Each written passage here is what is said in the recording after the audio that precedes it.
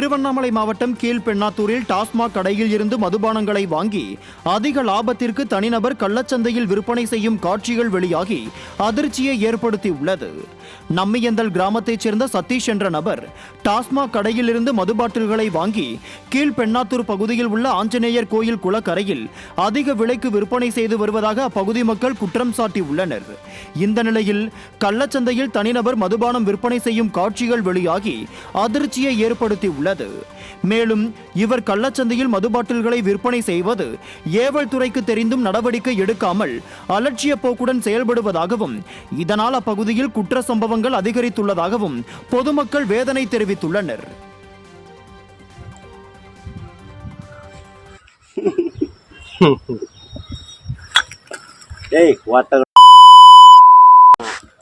காசு அவள் தான் இருக்குது. 100 ரூபாய் கட்டணும். கொஞ்சம் மாட்டணும்.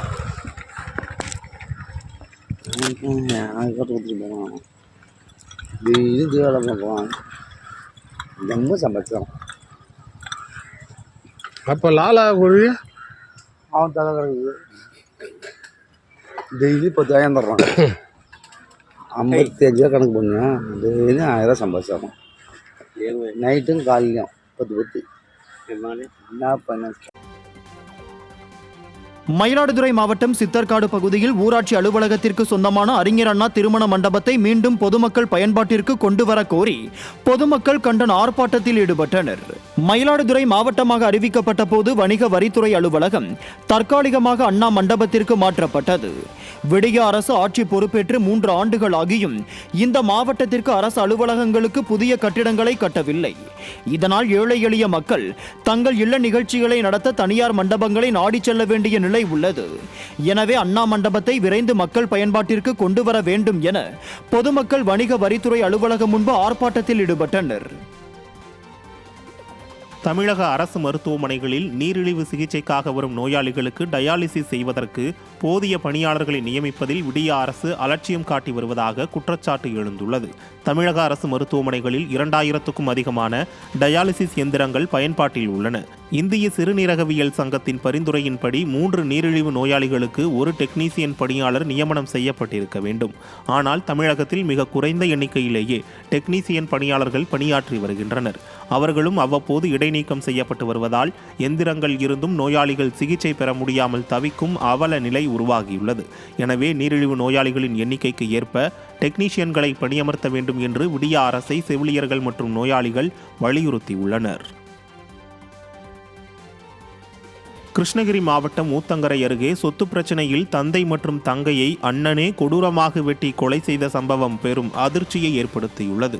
ஊத்தங்கரை அருகே மூன்றம்பட்டி கிராமத்தைச் சேர்ந்த வரதன் என்பவரது மகள் மணவள்ளிக்கும் மகன் லவகிருஷ்ணனுக்கும் இடையே 2.5 ஏக்கர் நிலத்தை பிரிப்பதில் ஏற்பட்ட சொத்து தகராறில் நீதிமன்றம் வரதன் மற்றும் மணவள்ளிக்கு சாதகமாக தீர்ப்பளித்தது.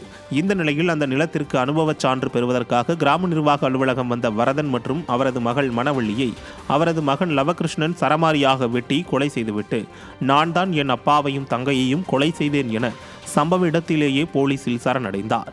இரட்டை கொலை சம்பவம் அப்பகுதியில் பெரும் பரபரப்பை ஏற்படுத்தியுள்ளது. விடிய ஆட்சியில் சட்டம் ஒழுங்கு சீர்கெட்டுள்ள நிலையில் கொலை குற்றங்கள் சர்வசாதாரணமாக அரங்கேறுகிறது என மக்கள் குற்றம் சாட்டுகின்றனர்.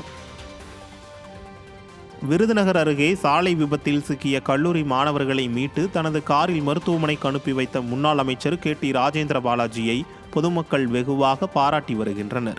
ஈஞ்சார் சந்திப்பு பகுதியில் 2 சக்கர வாகனங்கள் மோதிய விபத்தில் ஒருவர் உயிரிழந்த நிலையில் 3 பேர் படுகாயமடைந்தனர். அப்போது அவ்வழியாக வந்த முன்னாள் அமைச்சர் KT ராஜேந்திர பாலாஜி படுகாயமடைந்தவர்களை மீட்டு உடனிருந்த அதிமுக மாவட்ட மருத்துவரணி செயலாளர் விஜய் ஆனந்த் மூலம் முதலுதவி அளித்தார்.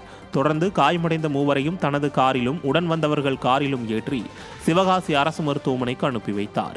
அத்துடன் சிகிச்சை பெறும் மூவரிடமும் நலம் விசாரித்த முன்னாள் அமைச்சர் ராஜேந்திர பாலாஜி அவர்களின் நிலை குறித்து தலைமை மருத்துவரிடம் கேட்டறிந்தார். விபத்தில் சிக்கியவர்களுக்கு உதவிய முன்னாள் அமைச்சரை பொதுமக்கள் வெகுவாக பாராட்டி வருகின்றனர்.